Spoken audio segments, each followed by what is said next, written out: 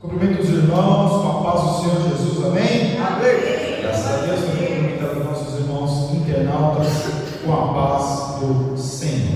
Então, hoje, meus irmãos, a nossa lição, a parte B, que o nosso textuário, nós já falamos no sábado, e porém o meu tabernáculo no meio de vós, e a minha alma de vós não se enfadará. Percebam, meus irmãos, os irmãos têm a missão, amém? Só o irmão Robson que não tem, mas hoje a gente vê se coloca o Senhor no nosso grupo, vou estar passando a lição do Senhor, tá bem?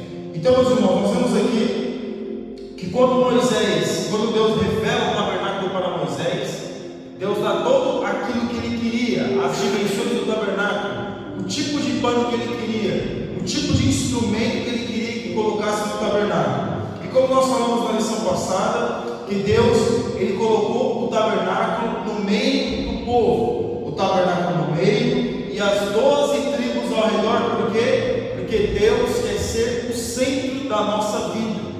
Deus, ele se coloca, meus irmãos, Deus não quer apenas uma parte da nossa vida, Deus não quer ficar num lugar escondido na nossa vida, não, ele quer ser o centro da nossa vida. Então perceba que na nossa lição vai nos direcionar um Deus centralizador. Deus, ele quer ser o centro da nossa vida, amém? E a nossa leitura em classe, que está em Levítico, como já foi lido, que aí Moisés, ele escreveu no livro de Levítico, todavia nenhuma coisa consagrada, que alguém consagrar ao Senhor de tudo que tem, de homem ou de animal ou de campo da sua possessão, se venderá, nem resgatará. Toda coisa consagrada será santíssima ao Senhor. Veja uma coisa aqui, meus irmãos, tudo aquilo que é consagrado ao Senhor é santíssimo. É santíssimo. A terra é uma terra corruptível. Nós somos seres tendenciosos, mas perceba que quando se está na presença do Senhor é santíssimo. Olha que interessante. Enquanto não está na presença do Senhor, não tem santidade, mas depois que passa a estar na presença do Senhor é santíssimo. Claro que nós, pessoas, seres humanos, nós temos as nossas falhas, nós temos as nossas dificuldades, mas o que Deus vê em nós? O nosso desejo, a nossa busca por melhorar a nossa vida, por estar andando de glória em glória e buscando é a santidade. Hoje nós temos uma dificuldade e depois nós pedimos para Deus para superar e nós vamos melhorando a nossa vida. Então, o nosso objetivo é mostrar que a verdadeira adoração a Deus compreende o nosso serviço voluntário, santo, amoroso ao seu reino. Tudo que nós fazemos para Deus tem que ser sempre com amor. Aleluia. Quando você ama, você espera ser retribuído com este amor? Nossa, a recíproca é verdadeira, né? Usa aquele linguagem, a recíproca é verdadeira. Se eu amo, eu também quero ser amado. É assim ou não é? É assim. Nós amamos e também queremos ser amados. Tratamos bem e também queremos ser bem tratados. Mas o Senhor, ele nos amou primeiro. Para ele nos amar, nós não precisamos amá-lo, porque ele nos ama muitas vezes, muitas vezes as pessoas não amaram a Deus. Então o Deus que nos amou primeiro, esse Deus, ao qual nós estamos aprendendo a nossa lição, ele nos amou primeiro, ele não depende do nosso amor para continuar nos amando. Ele nos ama muitas das vezes quando nós rejeitamos esse amor.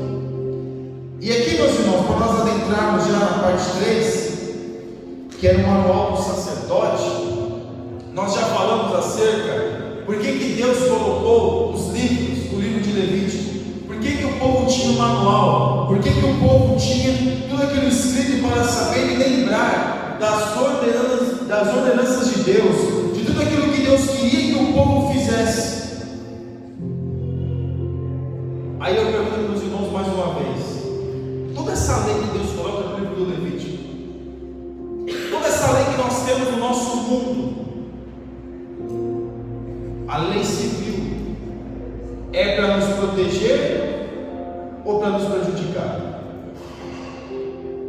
Tem muitas leis, claro, que são absurdas leis, mas essas leis que eu estou falando.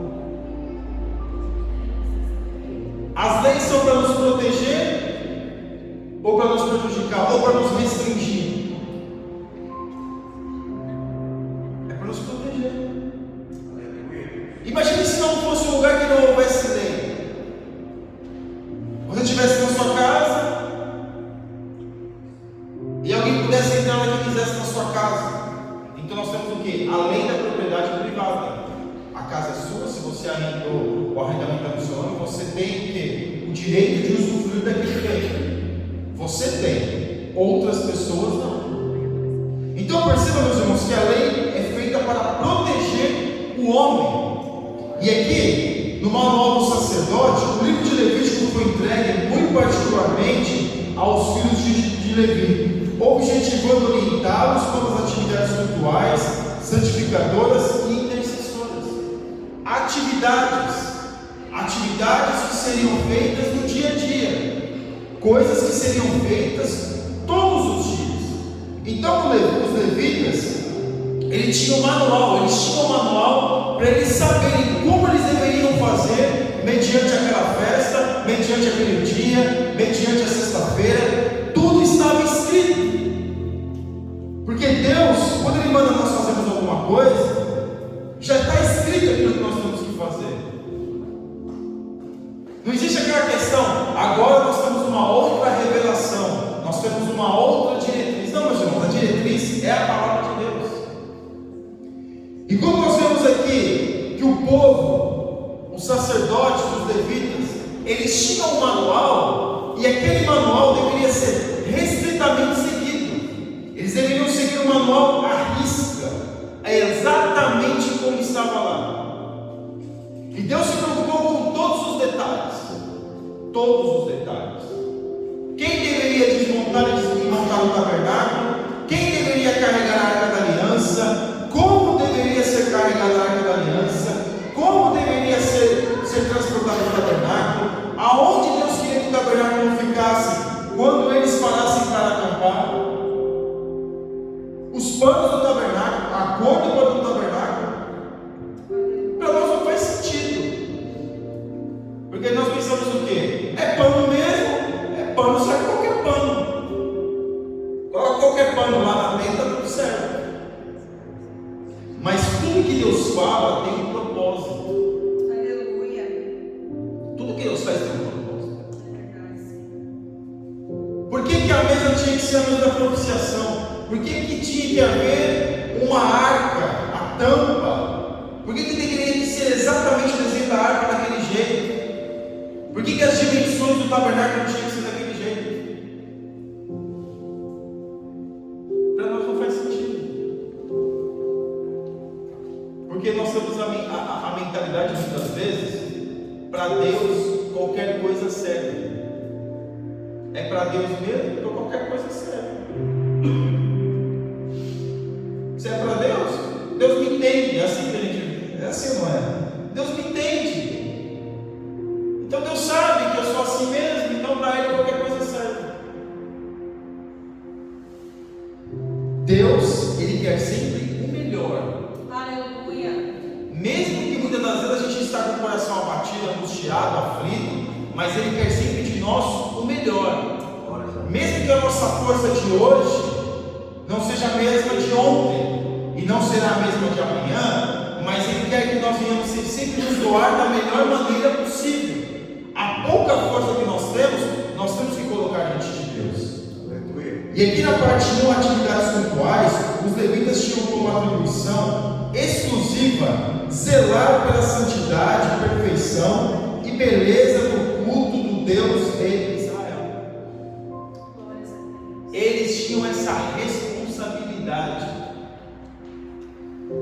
de ter a liturgia de culto, de zelar pela liturgia, de zelar pelos afazeres do tabernáculo, aqui no momento é do tabernáculo, de como o animal deveria ser sacrificado, que tipo de oferta deveria ser levada de manhã, de tarde, que tipo de animal nos aceitaria no dia da expiação, no dia do perdão, em Yom Kippur. Então tudo isso, meus irmãos, tudo isso, eles deveriam se atentar. Eles deveriam se atentar a um Deus, que é um Deus, meus irmãos, que trabalha nos detalhes. Deus vê o detalhe da nossa vida. E aqui, mesmo eles sendo levitas e sacerdotes, mesmo eles tendo essa atribuição de estar em Deus, de buscar a Deus, para eles não ficarem dizendo, pelo contrário, eles tiveram ainda mais responsabilidade. Ainda mais responsabilidade eles tiveram, por estar o quê? Atribuindo a eles a responsabilidade de cultuar o culto a Deus no deserto. Eu estou no deserto mesmo? Então, tanto faz. Não tem problema. Aonde acharam, meus irmãos, eu fico pensando até hoje, aonde eles acharam peles de texugos no deserto? Até hoje eu fico pensando nisso. É claro que eles tiraram muita coisa do Egito. Tudo aquilo que eles investiram no tabernáculo foi tudo aquilo que eles receberam dos egípcios. Porque os egípcios queriam tanto que eles fossem embora, que falaram, leva tudo que vocês quiserem, mas some daqui, antes que a nossa terra seja destruída. Mas nós percebemos, meus irmãos, que o zelo que eles tinham pela casa, que os zelos que eles tinham pelo tabernáculo, e nós vemos um sacerdote lá na frente do livro de Samuel, que não tinha nenhum zelo pela casa do Senhor, Eli e os seus filhos, que roubavam a carne era para ser sacrificada, eles comiam, metiam lá, a Bíblia diz que eles colocavam o garfo, onde isso aqui é meu, essa parte é minha. Mas o sacerdote, as atividades cultuais, que eram atividades todos os dias, e até depois nós vemos Davi fazendo turnos de 24 horas, o turno dos levitas, porque a população cresceu, a população de Israel cresceu, a demanda também cresce. É como a nossa igreja, nós somos recentes aqui em Porto Alto, mas a demanda está crescendo, as pessoas estão vindo, e quando vem pessoas, também vem as suas histórias, a sua vida, a sua condição. E aqui não era diferente. No momento aqui, não existiam turnos rotativos, não existia turnos ainda, não precisava fazer uma escala como Davi fez, mas eles tinham que zelar. E ele diz mais: e para que todas as coisas saíssem de acordo com as recomendações divinas, obrigavam-se a eles a observar rigorosamente as ordenações do Levítico. Hoje, eu e você, nós somos sacerdotes. O sumo sacerdote é Cristo, mas nós somos sacerdotes. Glória a Deus. O que o sacerdote fazia? Levava da pessoa para Deus. O que o profeta fazia? Trazia de Deus para as pessoas. E o que nós fazemos hoje, meus irmãos? Por que nós somos sacerdotes? Nós somos sacerdotes. Somos sacerdotes. Levamos as pessoas para Deus. Levamos as nossas orações, podemos orar para Deus. Porque os únicos que oravam aqui eram os sacerdotes. Nós só vemos oração com Davi lá mais à frente, mas aqui, o normal aqui era o sacerdote que orava. Parece soar estranho, né? Porque sempre a gente vê as pessoas falando com Deus. Mas é a oração com sacrifício. Aleluia. Porque enquanto eles estavam sacrificando, eles estavam cantando, eles estavam adorando, estavam orando. E eles deveriam seguir isso de uma forma rigorosa. E quem foi escolhido, meus irmãos, para serem? Por que Levítico? Porque veio da tribo de Levi, a única tribo que não deu o seu ouro para o bezerro de ouro, que guardou o seu ouro, que guardou as suas coisas, que guardou a sua vida para não se envolver com maracutaias daquilo que as pessoas se envolvem. Porque Deus quer o que? Um povo separado. Aleluia. Mesmo que o povo esteja no mesmo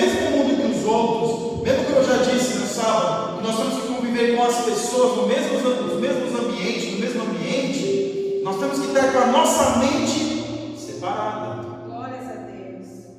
Porque às vezes é inevitável. Trabalha com pessoas, vai estar ali. Agora, se a gente puder evitar, melhor. Então nós percebemos aqui, meus irmãos, que eles deveriam seguir a risca, ter atenção acerca das coisas do culto, ter noção, ter atenção para que nada saísse errado, para que nada saísse de uma forma que Deus ficasse triste, desagradasse a Deus. Porque se Deus deixou o manual, era para quê?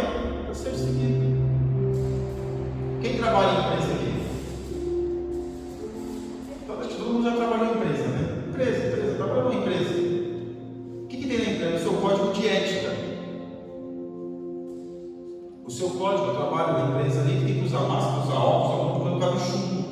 E se eu não usar, vai entrar chumbo na minha corrente sanguínea e pode me causar uma doença. Então a lei da empresa é para quê? Para me proteger. E aqui eles deveriam seguir a rigor. Tudo isso que estava escrito, porque existia um manual. A empresa que nós trabalhamos, existe um manual que precisa ser seguido. O horário precisa ser seguido. A roupa precisa ser seguida. Por quê? Porque o manual é para ser seguido. E os sacerdotes tinham um manual da forma que eles deveriam se apresentar para Deus. Não poderiam se apresentar de qualquer jeito. Não poderiam fazer de qualquer jeito. Porque o ofício era deles, era esse. E aqui na parte 2, atividades santificadoras, a reivindicação mais urgente e importante do livro de Levítico é a santificação de Israel como herança particular do Senhor. E aí nós falamos de novo sobre santificação. Por que o mundo está do jeito que está? Porque quantas doenças venéreas está cada dia mais em crescimento, principalmente com os jovens? É uma pergunta. Por que muitos lares hoje estão sendo destruídos? Porque muitas pessoas hoje estão deixando as outras, o seu cônjuge. Por que as pessoas hoje estão se afastando dos seus irmãos de sangue? Por quê, meus irmãos? Por que muitas vezes tudo isso está acontecendo?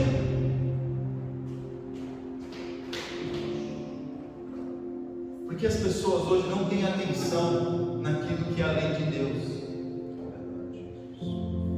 As pessoas não têm atenção que a santificação não é algo de outro mundo, mas é algo que nós podemos aplicar na nossa vida, que é se separado. Para ser separado dá trabalho, e os levitas também tinham muito trabalho. Além de eles levarem ao povo essa santificação, eles também tinham que se santificar. Não era como os filhos de Eli, que falavam para o povo se santificar, mas eles mesmos não se santificavam, porque se deitavam com as mulheres, roubavam. Mas nós percebemos aqui que hoje o mundo está do jeito que está, porque acha que não vale a pena seguir uma diretriz, seguir uma regra, seguir um código de conduta, e acha que pode viver de qualquer jeito. Alguém vai dizer até que é o carpe diem, né? Que é viva hoje no melhor. Viva hoje, não vai acontecer. Viva hoje. Mas não é, meus irmãos. Não podemos viver ao nosso prazer. Não podemos viver assim apenas para ter prazer na vida. Porque os gregos, eles tinham isso, viver hoje, ao prazer momentâneo, ao prazer do dia a dia. E hoje nós vemos que tudo isso está acontecendo, porque as pessoas vivem ao seu bel prazer. Mas aqui, o que o sacerdote deveria fazer? Levar o povo à santificação, levar o povo ao entendimento acerca daquilo que é certo e daquilo que está errado. Não se compactuar com os erros que estavam acontecendo com o povo de Israel, porque o povo de Israel era um povo-nação, não é apenas um povo, algumas pessoas andando, mesmo que alguns dizem que era 3 milhões de pessoas aproximadamente, andando no deserto. Era uma nação. o povo amava aquela nação, ama aquela nação.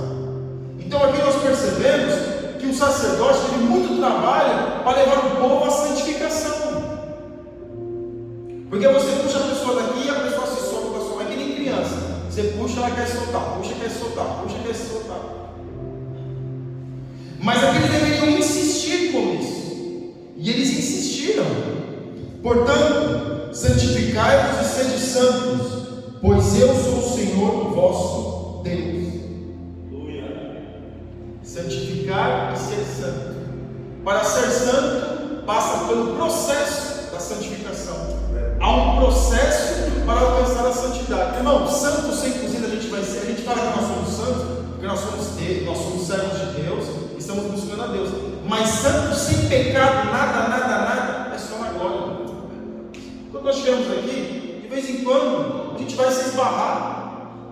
É assim. Mas o sacerdote deveria ensinar o povo. Agora, para ensinar o povo, eles deveriam ter uma coisa: o exemplo. O exemplo, ele fala muito. Alguém vai dizer que um exemplo fala mais do que 1000 palavras. Um dos pais da igreja. E hoje, faça o que eu digo, mas não faça o que eu faço. E aqui nós vemos que o sacerdote, ele deveria tomar atenção pela sua vida, porque ele deveria ser um exemplo. Ele era um espelho de Deus na terra. Eles deveriam refletir a presença de Deus. E aqui é o que? É uma responsabilidade muito grande. Alguém me diz, nossa, é bonito, né? Andar com roupas, estar ali, né? Dentro do tabernáculo, ter o privilégio de estar dentro do tabernáculo, porque as pessoas não entravam no tabernáculo, não entravam nem no pátio, e nem na primeira, e quanto mais na segunda, aí que não entrava mesmo. Era só o sumo sacerdote uma vez por ano, no Santo dos Santos. Nos Santos, só entrava o sacerdote ali para colocar os pães da propiciação, para cuidar ali da mesa. Os levitas normalmente ficavam no pátio ali, naquela grande coisa, né? Que era o dia todo ali sacrifício. Mas eles deveriam, além dali, não era só ser santo, se consagrar, só quando ia se sacrificar. Eles deveriam se santificar no seu dia a dia, porque eles deveriam ser um exemplo. Nós temos que ser exemplo dos nossos filhos, nós temos que ser exemplo da nossa casa, nós temos que ser exemplo do nosso trabalho. É triste quando a gente sabe que uma pessoa é crente e ela usa palavras de baixo calão só para interagir com os outros. É triste, irmãos. Acontece, infelizmente. Mas nós somos sacerdotes, nós temos que dar o quê? O exemplo. Nós somos sacerdotes dentro da nossa casa, onde nós levamos os nossos filhos, a nossa esposa, a nossa família para Deus, e nós temos que ser o exemplo dentro da nossa casa. A gente fala para o nosso filho assistir determinadas coisas, e nós estamos assistindo ali com ele do lado, e ele fala, mas peraí, meu pai fala que eu não posso, mas você pode? Mas eu sou adulto, você não é essa criança, desculpa. Mas o sacerdote ele deveria ser separado, ele deveria ser exemplo. E aqui, meus irmãos, na parte 3, eu não quero me alongar muito, atividades intercessoras. A principal atividade do sacerdote era, sem dúvida, fazer a intermediação entre o pecador arrependido e o Deus Santo, único e verdadeiro. O sacerdote, ele leva do povo para Deus, interceder pelo povo, não desistir do povo. Nós estamos aqui orando, Senhor, Deus Todo-Poderoso, salve as almas, liberta Porto Alto, liberta Samuel Correia, Senhor, salve as almas, salve as almas, salve as almas. As almas estão sendo tocadas, irmãos, claro que elas estão sendo tocadas, porque nós estamos intercedendo por elas. Porque aqui o sacerdote, eles intercediam pelas pessoas, mas todos eram convertidos? Não. Todos vão se converter? Era bom que fosse. Mas nós temos que continuar intercedendo pelas pessoas. Aleluia. Como um pai que nunca desiste do seu filho, como uma mãe que nunca desiste do seu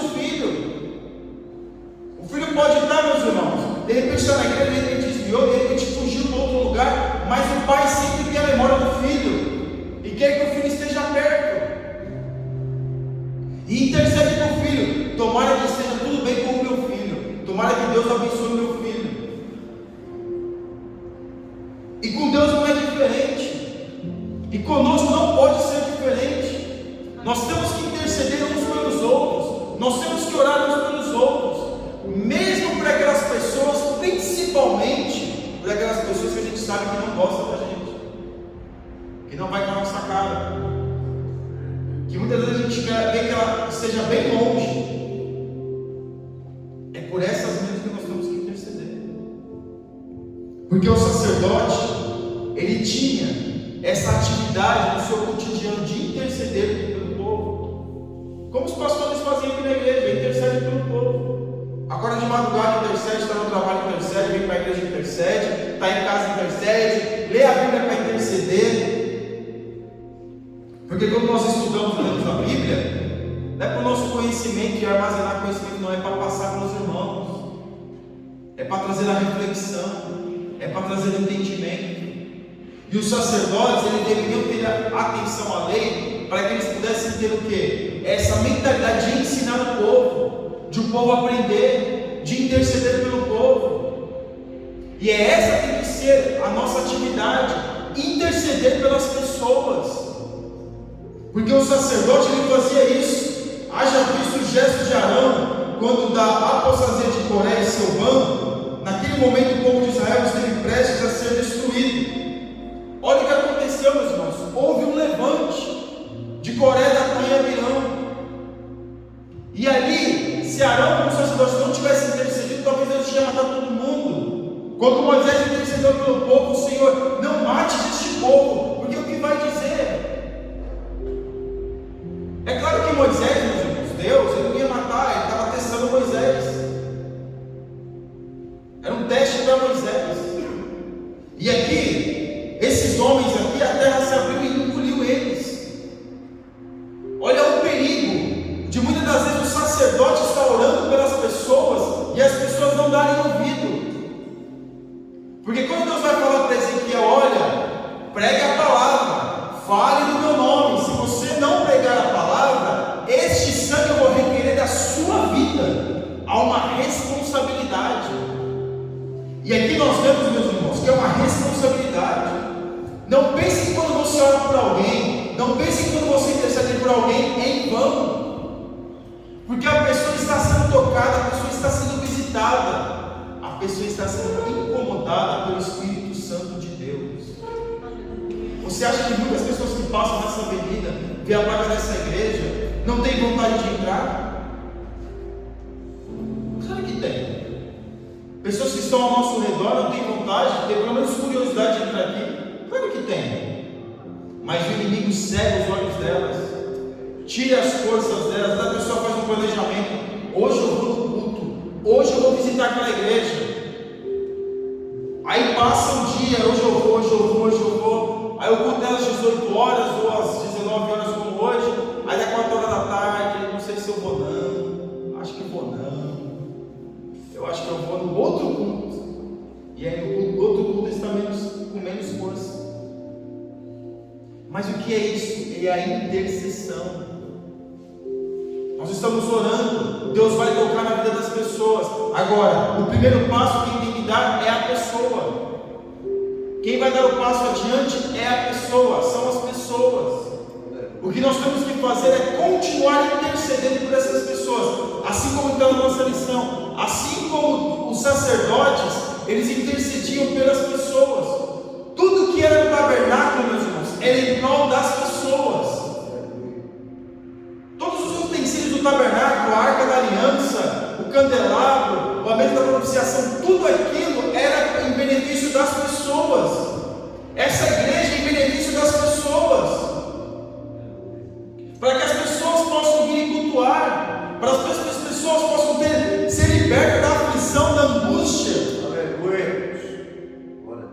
Por isso nós estamos aqui orando, intercedendo. Quantas pessoas têm se suicidado para que Deus possa tirar esse suicídio, essa vontade de se suicidar das pessoas? Que as pessoas não têm vontade de viver.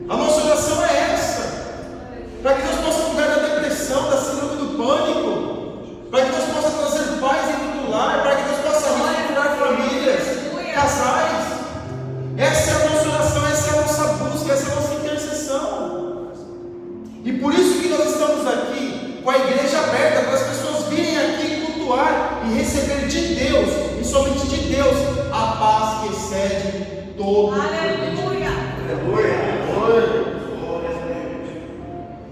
Essa igreja, tudo isso é em prol das pessoas. O tabernáculo era visando as pessoas. E o sacerdote, tudo que ele fazia, ele se santificava em prol das pessoas. Em prol dele mesmo? Também. Mas ele era um. É como sábio. No livro de Eclesiastes, a sua sabedoria salvou uma cidade. Ele poderia ter sido salvo só ele mesmo. Mas a sua sabedoria alcançou uma cidade. Ele é só um. Agora, quantas pessoas que podem ouvir a sua sabedoria e também podem ter entendimento? Então, quando a gente busca Deus, quando nós lemos a Bíblia, estudamos, curso de teologia, oramos, é seminário, é para entender, é para aprender, é em prol das pessoas, em prol das vidas. Não é disputa para saber quem sabe mais ou quem sabe menos. Não. É porque quando as pessoas vêm até nós possamos ter conteúdo de Deus para passar. Porque Deus só vai usar aquilo que nós temos. Mas aquilo que nós temos para Deus é muito. E quanto mais nós nos enchemos da presença de Deus, mais Deus vai nos usar. Assim também eram os sacerdotes. Eles deveriam interceder, eles deveriam se santificar, eles deveriam buscar Deus, deveriam estar no templo, deveriam dar bom exemplo para quê? Para que as vidas viessem entender e saber que existe um Deus do céu que ama essas vidas, amava os hebreus. Glória a Deus. Aleluia. E por isso nós estamos aqui, para proclamar que Deus ama essa cidade, ama este povo. E tudo isso aqui, meus irmãos, cadeiras, microfone, púlpito, água, tudo isso aqui, toda essa estrutura é visando almas. Glória a Deus. É visando vidas. É suplicando a Deus para que almas venham ser salvas, almas venham ser tiradas das cadeias, venham ser libertas das cadeias eternas, e que venham trilhar o seu caminho para Deus. Aleluia. Essa é a nossa intercessão. Era isso que os sacerdotes faziam. Só que o povo entrou em rebelião porque quis entrar em rebelião. O povo foi engolido pela terra porque desejou ser engolido pela terra. Entrou em rebelião e Deus falou da rebelião. E Deus falou para não se levantar contra os sacerdotes. E eles se levantaram contra Moisés e começaram a questionar: por que só Moisés tem que ser o nosso líder? Por que só Moisés? Por que só Moisés aqui? Deus falou: é essa que vocês querem? Abriu a terra e engoliu todo mundo. Porque estar na presença de Deus há um ganho. E estar no pecado também há um ganho. Porque o salário do pecado é a morte. Esse é o salário do pecado. A pessoa tem o seu salário, tem o seu prazer, mas uma hora vai vir o salário para ser pago. E o salário do pecado é a morte. E aqui os sacerdotes, eles estavam intercedendo para que o povo não morresse no deserto, para que o povo viesse ter entendimento de Deus acerca da sua vida, da sua situação, da sua condição espiritual, da sua condição com Deus. Muitos não ouvem, mas mesmo assim os sacerdotes estavam lá intercedendo. Não importa se o povo estava fazendo rebelião, se o povo estava depois nós vemos que muitas coisas eles fizeram, não importa, mas eles estavam lá, desmontando, montando o tabernáculo, tendo o sacrifício, o ano da expiação, eles estavam lá, fazendo o seu trabalho, rigorosamente, e assim que nós também temos que fazer. E a nossa conclusão, a principal lição que extraímos do livro de Levítico é que o Deus Santo requer duas coisas básicas de cada um de seus filhos: que nos separemos do mundo e que nos dediquemos em pureza e santidade ao seu serviço. Esse é o nosso culto racional. Para concluirmos, meus irmãos, esse é o tamanho dos nossos temas, é o nosso tema anual: culto racional. Deus, Ele não quer que nós venhamos da igreja e fiquemos recitando mantras, fiquemos recitando orações. Deus quer que você e eu, nós temos a nossa oração, a nossa música. Não é ficar recitando versos,